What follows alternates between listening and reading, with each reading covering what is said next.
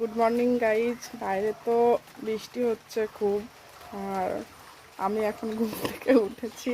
উঠে ফ্রেশ ট্রেশ হলাম আর ভাবছি আজকে রান্না করব না, পাড়া পরিদর্শন করে দেখি কার বাড়িতে কি রান্না হচ্ছে, দেখি যদি দুটো খেতে পেতে দেয় চলো যাই। তো বেরিয়ে পড়লাম পাড়া দর্শন করতে। দেখো মেঘের অবস্থা, বাইরে খুব বৃষ্টি হয়েছে কালকের থেকে। তো যাচ্ছি আগে এই দিকে। এইখানে আমার বান্ধবী দেখি ফোন দেখছে আর রান্না করছে, দূর থেকে দেখা যাচ্ছে। তো আমি চলে আসলাম। হ্যালো বান্ধবী, কি রান্না করছিস তুই? দেখো লাল লাল ঝাল ঝাল করে তো রান্না করছে কাঠের উনুনে।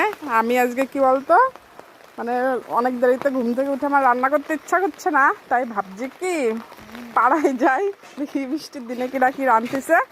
যদি একবেলা খাতি দিবি তো খাতি, ঠিক আছে, ও কিন্তু দেবে তোমরা শুনলে। তো দেখি নাই, এই বান্ধবী তো দেখি মনে হয় রান্ধে বেড়ে খাইয়ে দিয়ে ঘুমাচ্ছে, ওই যে টিভি চলতেছে। বুটকি আসবো, কি রাঁধছো?